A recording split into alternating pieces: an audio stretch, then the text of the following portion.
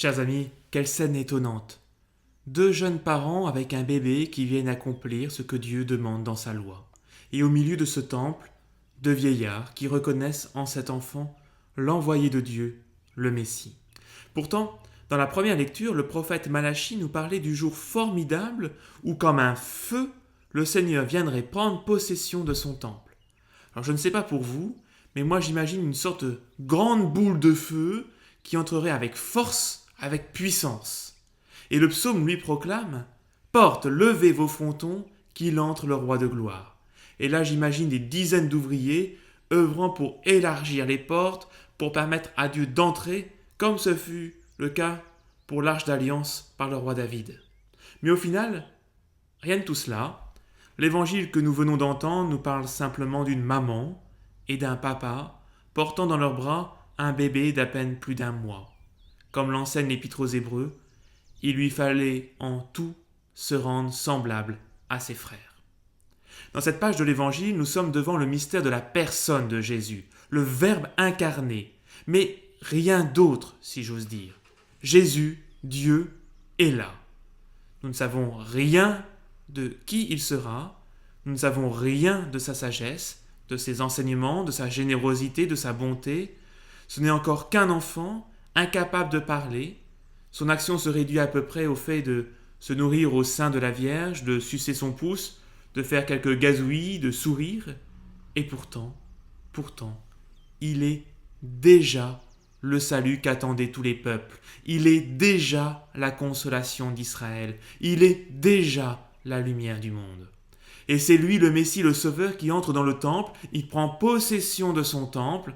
C'est d'ailleurs le sens de la procession au flambeau du jour de la Chandeleur. Il traverse cette foule nombreuse, comme il peut y avoir chaque jour au temple. Et parmi toutes les personnes religieuses présentes, ce sont Siméon et Anne qui prophétisent à son sujet. Pourquoi ces deux-là ? J'y vois deux raisons. La première fera plaisir aux plus anciens. Les années qui passent sont comme l'assiette que le chercheur d'or plonge dans la rivière et vide au fur et à mesure en laissant partir d'abord ce qui est plus léger et sans valeur. Ne reste au fond que ce qui a du poids, c'est-à-dire les pépites d'or. Dans notre jeunesse, nous ramassons tout ce qui passe à notre portée. On appelle cela l'expérience. Mais quand notre vie s'écoule, nous ne gardons que le plus précieux. Et il est réjouissant et plein d'espérance, comme en témoignent Siméon et Anne, que ce plus précieux soit l'amour de Dieu. La deuxième raison, s'ils ont reconnu en Jésus le Messie, c'est avant tout parce qu'ils sont des chercheurs de Dieu. On peut chercher la gloire, le pouvoir, la fortune, la tranquillité, le bien-être, etc. Eux, Siméon et Anne, cherchent Dieu. Il y a longtemps que Siméon avait préparé son cœur à cette rencontre, et la prophétesse Anne servait Dieu nuit et jour dans le jeûne et la prière, en restant toute proche du temple. C'est en cherchant Dieu, dans cette recherche constante, qu'il trouve le Messie. Voilà pourquoi cette fête est aussi celle des religieux, religieuses et consacrés, car ils sont par excellence des chercheurs de Dieu. Certes, nous avons tous à l'être par notre baptême, évidemment, mais les religieux consacrent leur vie entière à cette recherche. Et bien évidemment, cette recherche de Dieu ne consiste pas à le découvrir pour soi-même, mais de pouvoir, comme Siméon et Anne, le révéler au monde. Vous vous souvenez peut-être de l'époque où l'on devait développer des photos en studio. Il fallait alors plonger les pellicules dans un liquide appelé révélateur, qui provoquait une réaction chimique faisant alors apparaître sur le papier ce qui, au premier regard, semblait invisible. Et voilà un bon résumé de la vie consacrée. Être chercheur de Dieu pour le révéler au monde.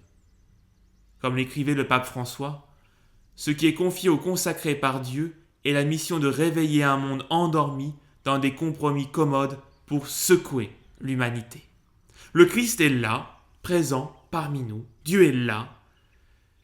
Merci à vous, religieux et religieuses consacrés, vous qui êtes dans votre monastère, vous qui êtes engagés dans les paroisses, écoles, hôpitaux, maisons de retraite ou autres lieux de mission. Vous êtes des chercheurs de Dieu. Merci de nous montrer le chemin.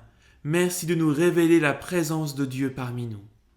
Nous prions pour vous, nous prions pour les vocations, et que la bénédiction de Dieu, Père, Fils et Saint-Esprit, descende sur vous tous et y repose à jamais. Amen.